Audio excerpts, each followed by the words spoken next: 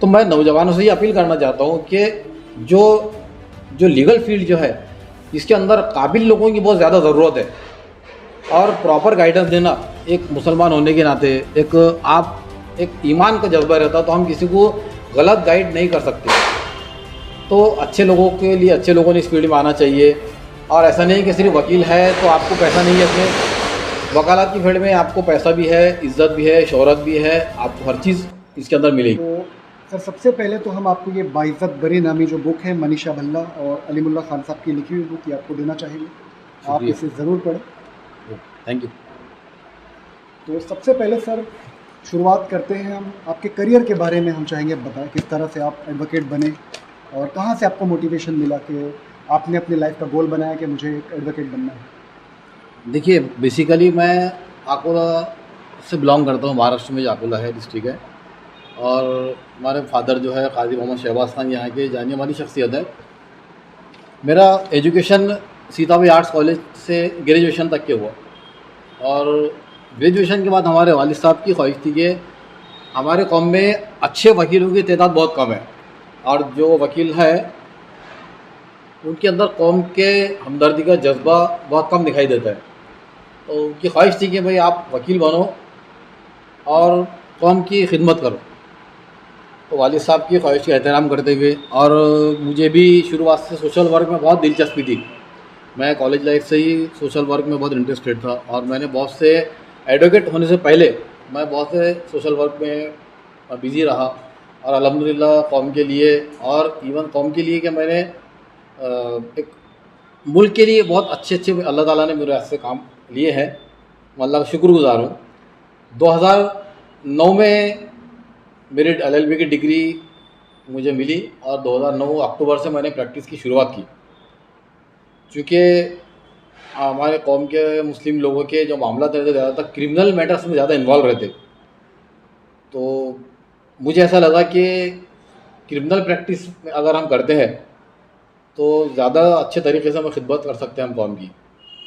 इस वजह से मैंने फिर शुरुआत में ही बेसिकली क्रिमिनल प्रैक्टिस शुरू की, और वो प्रैक्टिस के दरमियान में ही एक 2015 में पूसद यवतमाल डिस्ट्रिक्ट में पूसद ताल्लुक़ा है, वहाँ पर एक अब्दुल मलिक नाम के लड़के ने ईद उल अज़हा के दिन जज्बात में आके उसे एक हरकत हो गई थी।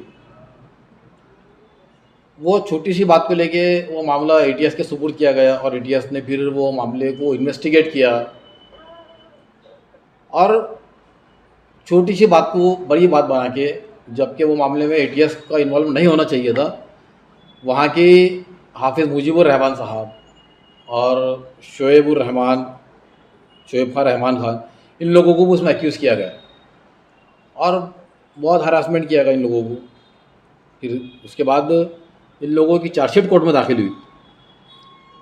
शुरुआत में ये मामला नागपुर स्पेशल ATS कोर्ट में चला, लेकिन महाराष्ट्र गवर्नमेंट का एक नोटिफिकेशन आया कि अकोला को ATS कोर्ट का दर्जा दे दिया जाए।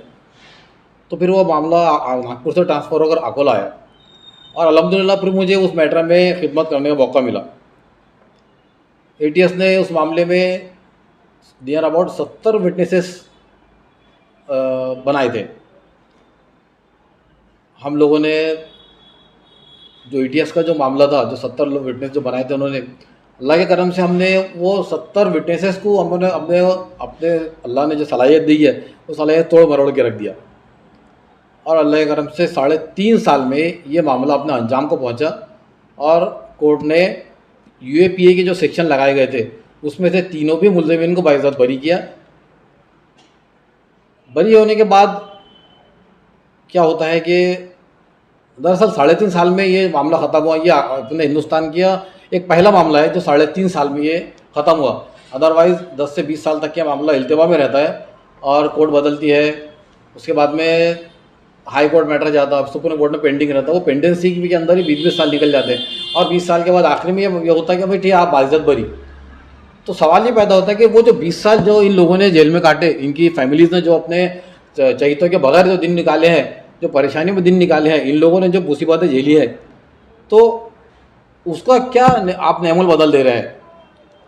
वो 20 साल आप लौटा सकते हैं उनको, अगर आप 20 साल नहीं लौटाते तो गवर्नमेंट फिर इन लोगों को वो 20 साल के बाद में क्या देती है, कॉम्पेंसेशन का क्या है? कॉम्पेंसेशन कुछ नहीं मिलता, बस आप छूट गए, आप गनीमत जानो और अपने अपने घर को रवाना हो जाओ। तो ये जो है इन चीज़ों पे भी रोक लगना चाहिए। गवर्नमेंट ने इसके ऊपर एक वॉच रखनी चाहिए कि अननेसेसरी जो पर्टिकुलर मुस्लिम समाज के लोगों को जो एटीएस निवाला बनाती है, तो वो निवाला ना बने। बहरहाल 10-20 साल के बाद भी आप बाइज्जत बरी करते हैं, तो पहले ही अगर उसकी प्रॉपर इन्वेस्टिगेशन हो और रियल में अगर वो कल्प्रिट है तो उनको सज़ा मिले। अदरवाइज बेगुनाहों को मुल्जिम बनाकर 10-20 सालों को जेल में डालना, उसके बाद रिहा करवाना, ये कौन सा आपकी इंसाफ है? तो उसके अंदर, उस मामले के अंदर हम लोगों ने उस कामयाब पैरवी की और वो लोग रिहा हुए। आज अपने अपने घरों पे जाके अपने आप को स्टेब्लिश करने की कोशिश कर रहे हैं। तो अल्हम्दुलिल्लाह इसके अलावा और भी बहुत से काम अल्लाह ताला ने हमसे लिया। तो मैं नौजवानों से ये अपील करना चाहता हूँ कि जो लीगल फील्ड जो है, इसके अंदर काबिल लोगों की बहुत ज़्यादा ज़रूरत है और प्रॉपर गाइडेंस देना एक मुसलमान होने के नाते एक ईमान का जज्बा रहता, तो हम किसी को गलत गाइड नहीं कर सकते।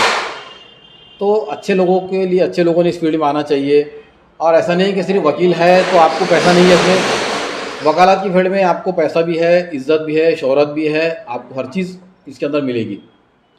किसी को सर अगर से एडवोकेट बनना हो जी, तो कितने साल का ये कोर्स होता है और इसकी फ़ीस कितनी होती है, ऐसा कुछ? देखिए एडवोकेट के लिए ऐसा है कि अभी फ़िलहाल पहले हमारे वक्त में जो था तो LLB के पहले आपको एक ग्रेजुएशन का डिग्री कोर्स करना ज़रूरी था। आप BA कीजिए, BSc, BCom कुछ भी कीजिए। अभी ऐसा हुआ कि 12 के बाद में 5 ईयर्स के कोर्स निकल गए।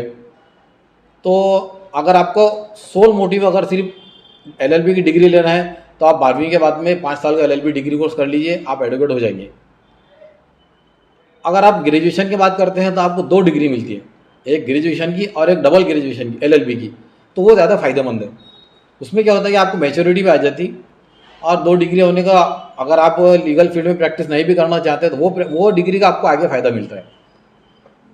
तो आप पहले ग्रेजुएशन कीजिए, मेरा एक मशवरा है आपको कि आप पहले ग्रेजुएशन कीजिए, BA, BCom, BSc कुछ भी, उसके बाद LLB कीजिए और पूरी तवज्जो के साथ कीजिए। ऐसा नहीं कि कोई भी डिग्री कोर्स कर रहे हैं आप बस सिर्फ डिग्री लेने के मकसद से मत करिए, उसको तवज्जो के साथ करें। और हमको ये फील्ड में इस्टेब्लिश होना है, ख़ुद को भी बनाना है और कौम की भी खिदमत करना है। इस जज्बे से आप ये फील्ड में उतरिए, आपको इंशाल्लाह कामयाबी मिलेगी।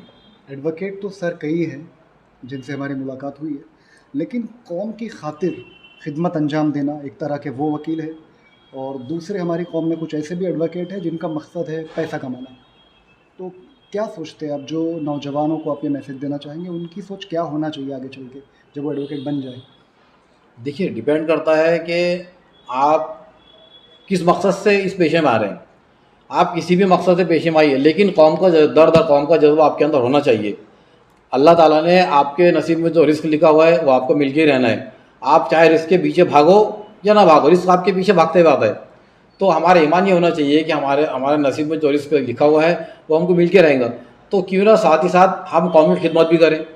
क्या होता है कि ऐसी फील्ड में कुछ गरीब लोग आते हैं जिनकी हैसियत नहीं रहती आपको फ़ीस देने की, लेकिन वो बेचारे मुसीबत के मारे हुए रहते हैं। अगर आपके पास में आया तो आप बिल्कुल उनकी मदद कीजिए, पैसों की परवाह मत कीजिए। अल्लाह ताला अगर आप एक की मदद करेंगे, अल्लाह ताला आपको उससे बेहतरीन क्लाइंट दे देगा जो आपको उससे डबल फीस दे के जाएगा।